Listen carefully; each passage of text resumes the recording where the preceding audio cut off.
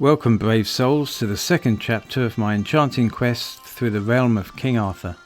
In this episode I venture to the storied town of Tintagel, the very birthplace of the legendary king himself.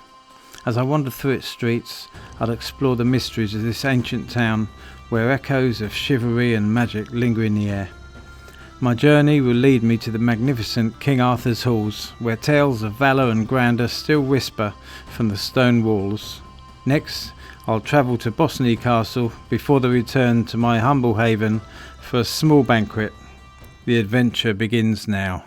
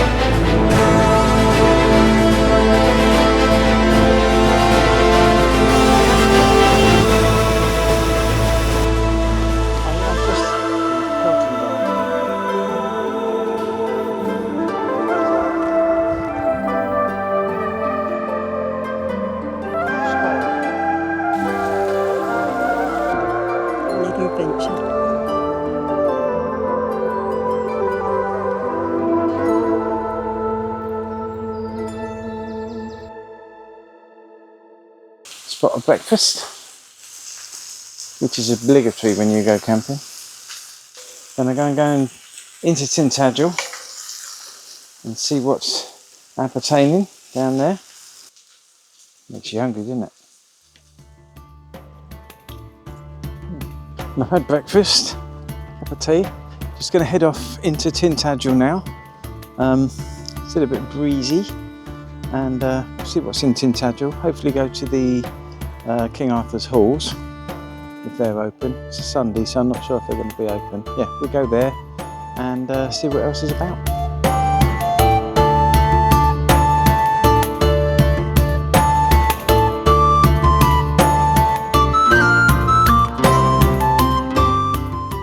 Here we are at King Arthur's Great Halls.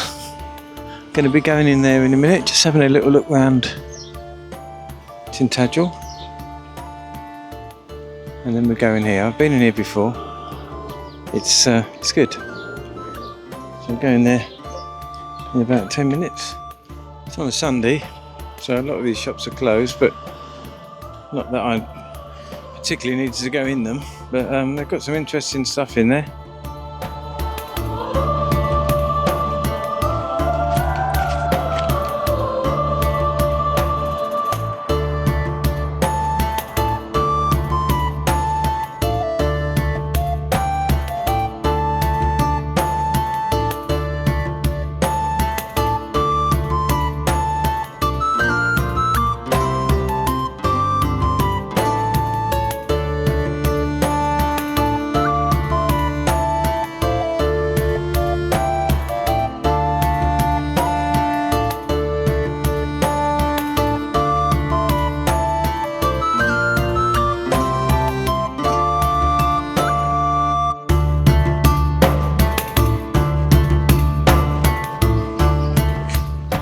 The King Arthur's Arms. Have to have a drink in there later.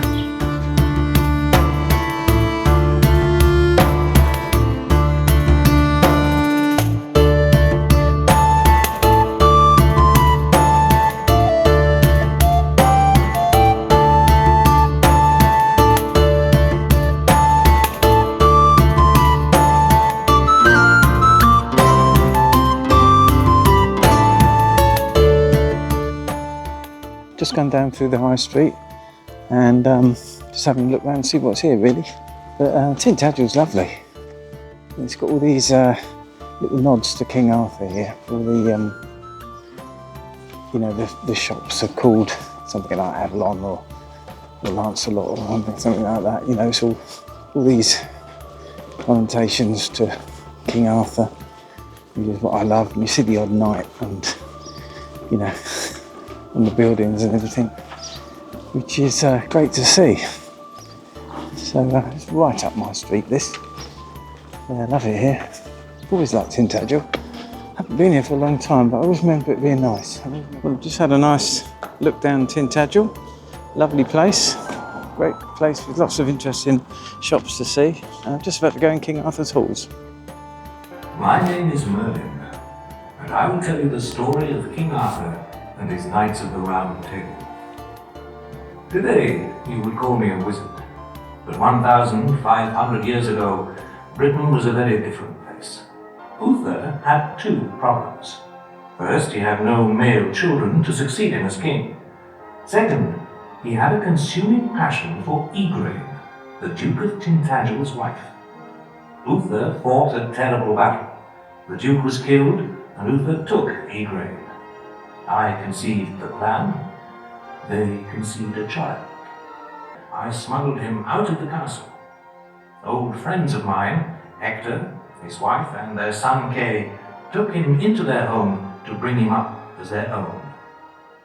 Of course, this was Arthur, Uther's son, and destined to be the King of England. Arthur, landing at Hastings, routed his son's army, but Mordred was soon...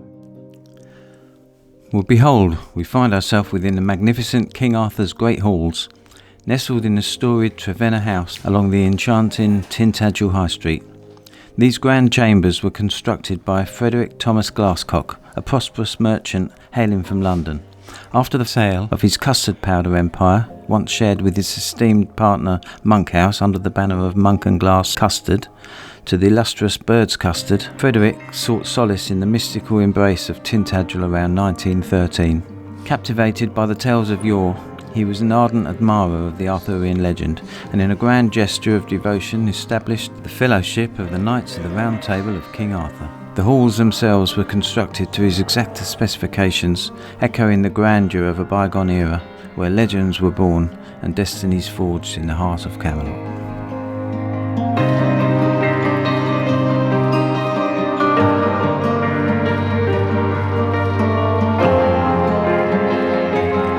In the Grand Hall of Chivalry, where echoes of noble guests linger in the air, stand 73 magnificent stained glass windows, each a portal to a world of legend and beauty. Commissioned by the illustrious Frederick Glasscock, these masterpieces were wrought by the skilled hands of Veronica Wall around the year 1930. Crafted in a style remnant of pre-Raphaelites, they tell an enchanting tales of King Arthur valour and weave intricate floral patterns that dance with the light. These windows are hailed as some of the finest post-pre-Raphaelite creations around, capturing the essence of chivalry and romance. So as you wander through these hallowed halls, be sure to gaze upwards, let the vibrant colours and exquisite details draw you into their magical embrace. Each pane holds a story, a whisper from the past, waiting to be uncovered by those who seek the marvels above.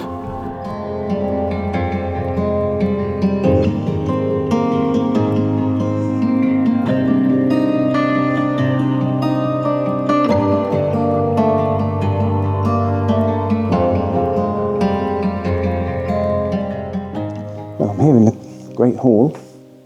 It's fantastic. Much better than I remembered it. Brilliant. It's so well done. There's an introduction from Merlin initially, before you go in, explains basically the legend. And then you come into this magnificent hall. It's just fantastic. Everywhere you look, there's something going on. Flags everywhere and memorabilia sort of thing.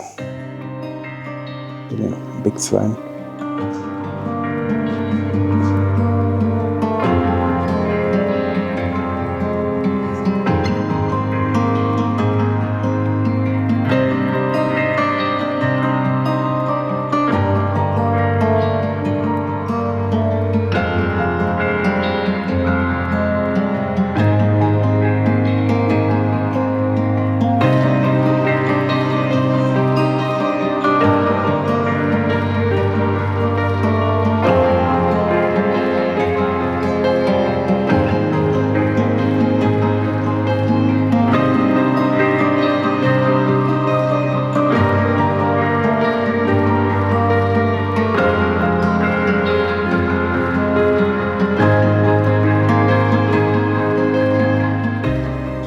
was good.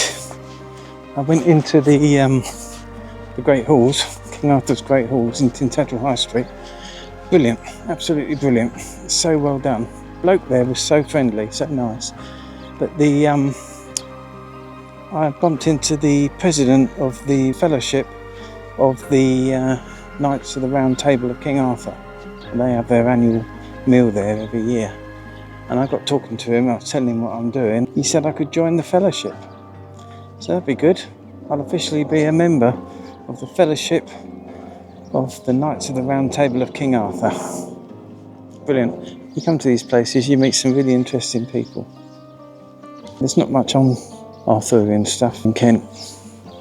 But you come here, it's everywhere. It's literally everywhere. As I say, they had this big banquet last night, the fellowship's annual meal. And yeah, must have been a good do. And I might be at it next year. Right, I've had a look around Tintagel. I've been to the Great Halls. I'm just going to get a pasty, which is what you have to do by law when you come to Cornwall. Otherwise you get kicked out. So I don't want to get kicked out, so I better get a pasty just in case. And then I'm going to go and find the King Arthur Centre, which is about 3 miles away from here. But that should be good. That's more outdoors. King Arthur's Hall's inside. This is an outdoor thing, so looking forward to that. So, pasty up there with my name on it, so here I go.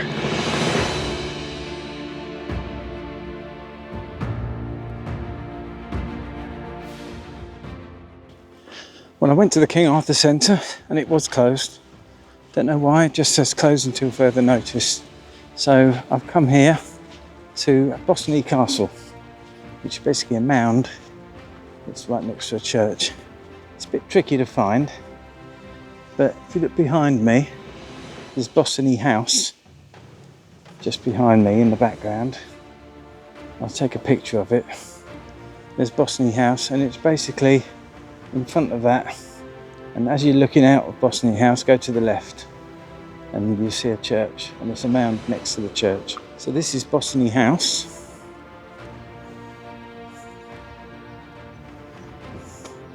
And you come out of Bossiney House, and you go that way. You see my van in the distance, I'm parked right in front of it. And there's a little chapel there, and to the right of that little chapel, there's a mound. And that mound next to it,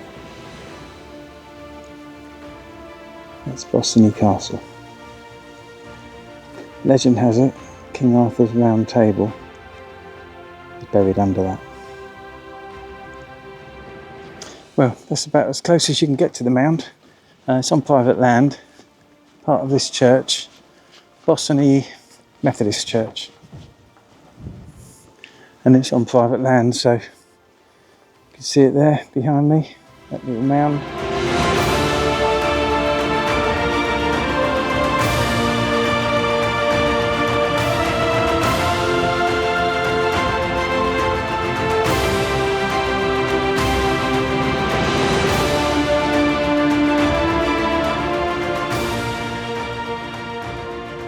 Still quite windy, it's calmed down for a second, but it keeps blowing. I'm going to give it a go anyway. Got a joint of pork. I'm going to try and cook over the fire. Hopefully it won't be too windy. It's sort of sheltered beneath the gazebo. That's it. I'm going to cook some jacket potatoes that I'm going to crush, put some bacon, grated cheese over the top, and then melt the cheese. And might do some roast veg as well to go in there. And I'm going to do a creamy mushroom sauce to go with it. That'll be a small banquet for my little castle. When you're in a castle, you can't have a normal meal. You've got to have a banquet. If the wind's strong, it takes a long time to cook. Right, that's it. Leave that to go. Right, well, I was going to do jacket potatoes, but I haven't got any. I've got these new potatoes, these little ones, so I'm going to do some small jacket potatoes. They're the same as jacket potatoes, only sweet. Put a bit of oil on. Cover them in oil.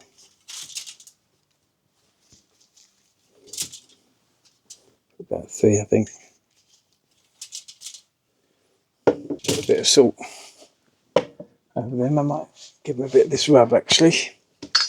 Bit of barbecue rub, just to give it a little something. Right. The muffin foil.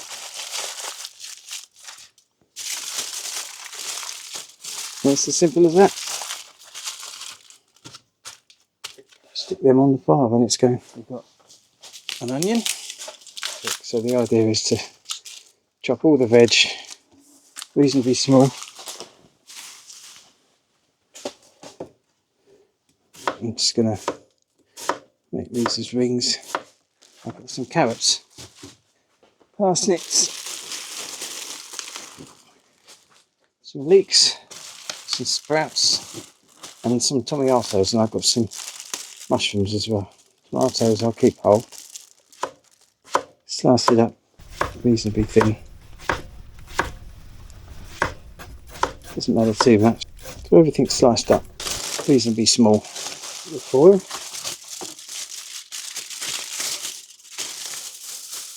Need a fairly big bit of foil. I know it looks like overkill.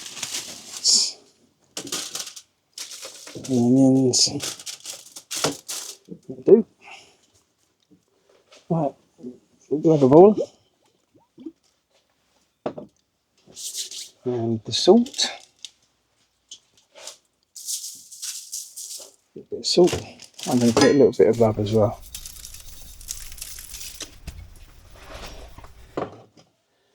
Herb de Provence. Alright, put that in. And I'm going to put a little bit of honey and a bit of balsamic. Just the honey. And a bit of balsamic to sort of even it out. And then we fold it all up. Potatoes are ready to go on. The coals are nearly ready. So we're coming on. Dinner will be served. Let's score it for put the salt in that.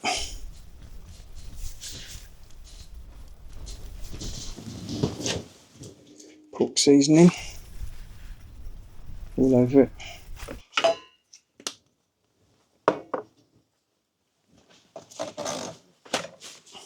Pat this dry. And put some more salt. That's it. The pork's ready to go on. The coals are ready, so what I'm going to do, I'm going to put the coals, tip them into the barbecue, and just put a few more coals over the top.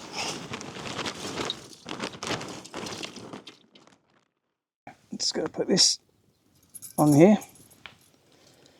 Inside down at first. And it's probably going to take 2 or 3 hours to do, but I'll just put it on there, put some more coals in every now and again, put a lump of wood in every now and again to give it some, give it a little bit of smoky flavour, and yeah, we'll go from there. Just put it on there and just leave it. Then a bit later on, I'll put the potatoes and the veg in there.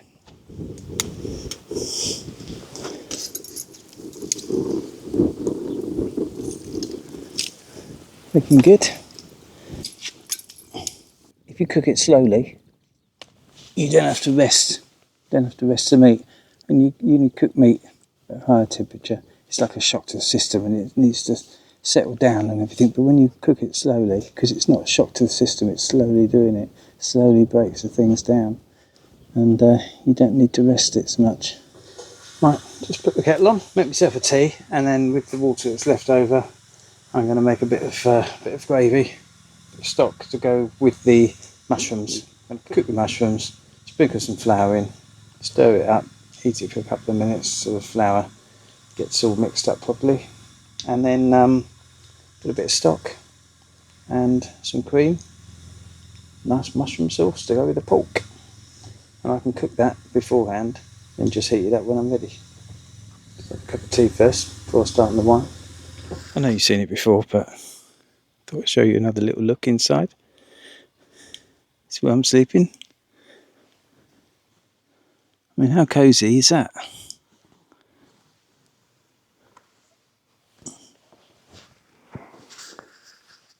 It's a cosy place to sleep. This is what you wake up to. That's the first thing you see.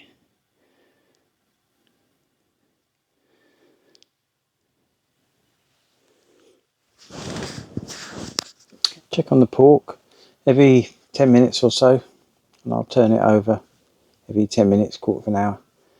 Turn it over and keep doing that till it's done. So I'm going to have a cup of tea now and look through the purchases I got from the Great Halls, King Arthur's Great Halls. Brilliant place in the high street. He was saying a lot of people just drive straight past. They think it's a bookshop. They don't realise. I mean, he has got books in there. He's got some lovely things for sale in there. Not a bad cup of tea, even if I say so myself. Everything tastes better when you're camping, though, doesn't it? Got a King Arthur tea towel as well. Just quickly show you the campsite. Won't take long. It's just a field. Pretty much got the place to myself. No one else is stupid enough to camp this weather. Stopped raining. It's pretty windy. But there's a couple of camper vans up there. That's it. The whole field to myself.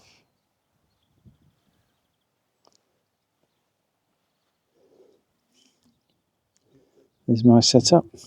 Gazebo on the back of the teardrop. There's me pork. It's the most sheltered place I could find.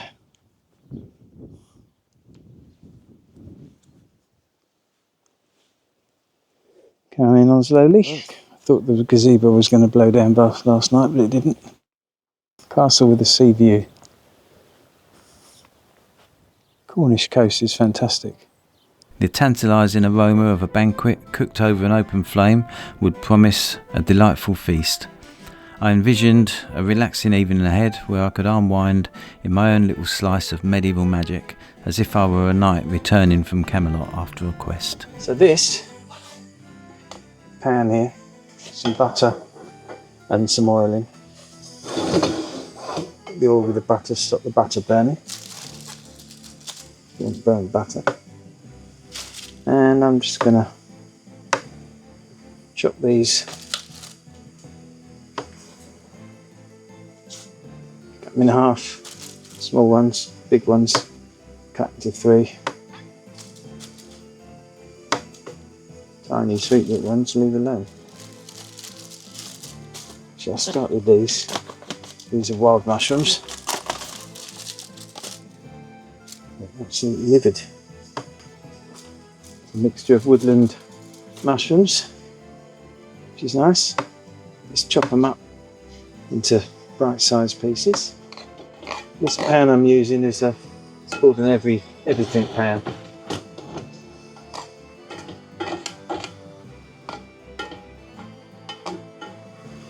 Because you can cook everything in it, apparently.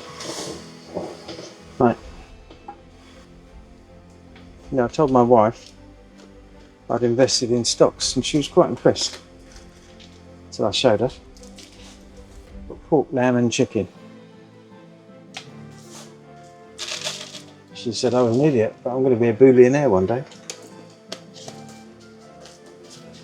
Right. That's the stock. They need about half a cup, something like that. On a bit of a slope here, so everything's leaning. Used to know a bloke with one leg taller than the other. I'll have to recommend this site to him. Right. Nice site though, I'm not knocking it. It's just leave you alone basically. Really nice clean showers as well. So, toilets and everything. They look brand new. Can't have been here long. Like this.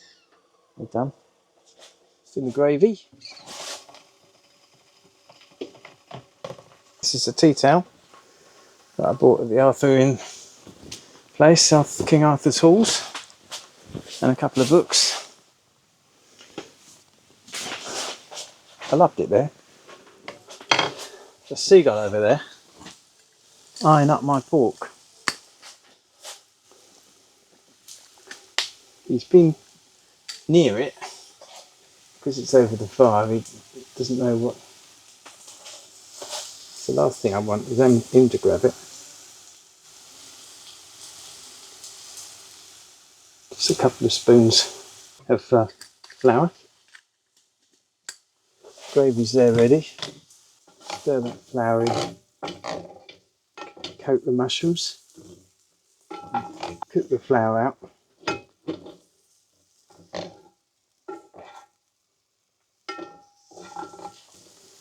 Turn the heat off. That smells nice. Pork's doing nicely out there. I can see there's a window on this gazebo. That blooming seagull's getting closer. I have to go out there and chase him off.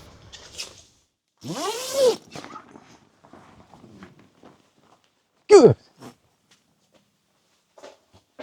Little sod. Right, cream now. Oil and butter. You're cooking the mushrooms in.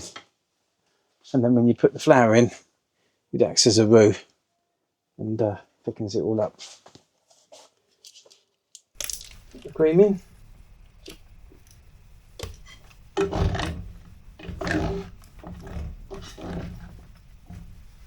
This is nearly done. I'll leave that for now. And I'll heat it up through to finish it off when the pork's done. To go with that, just put some salt and pepper in it, and yeah, just wait for that to get ready now. Wait for the pork. I've just put the potatoes and the vegetable parcel on the fire. Just wait for everything to be ready now. So there's not much to do now. So I might have a beer while I'm waiting. Got to do something, haven't you? Some wine for luncheon. Tintagel Castle tomorrow, so it opens at 10. £24 to get in, and parking's I think £4 something to park all day. So I'll get down there about 10ish. Well, good health, old boy.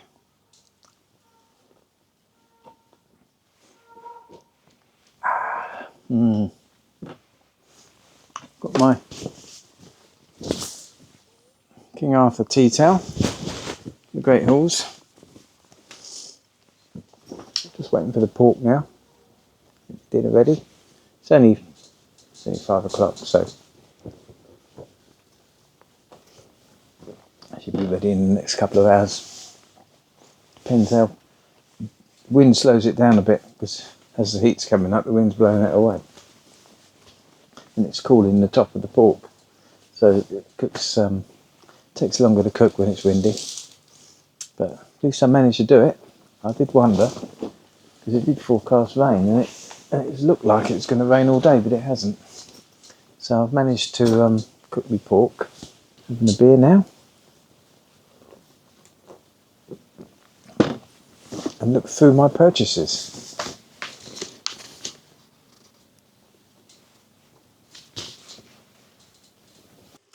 I'm doing the jacket potatoes, mini ones, and what I'm going to do when they're done, I'm just going to crush them, push something down, crush them, sprinkle some cooked bacon on top, sprinkle some cheese on top of that, and then I'll put it in the barbecue here just to heat through, melt the cheese, just cut up some bacon like this. These are the jacket potatoes I've done. Just gonna crush them, just push down, crush them, and then put the bacon on top. Then I'm gonna put some cheese on top of that.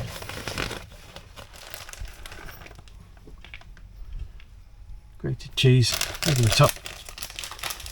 Put it in the I'm going to put it in the gas barbecue, which is acting like an oven, for about 5 minutes. Everything's ready. Cooking the pork to 75 degrees centigrade. It's at 63 at the moment, so not long to go. It's getting there. And the vegetables and potatoes are getting there. Tomorrow will be a quick dinner. Don't know how long I'm going to be out tomorrow, because the castle is a big thing. Don't know whether it'll take all day. I haven't got time to go to the castle and St Nectan's Glen. St Nectan's Glen, it's free to get in, but if you want to go down to the waterfall, I think it's about 10 quid.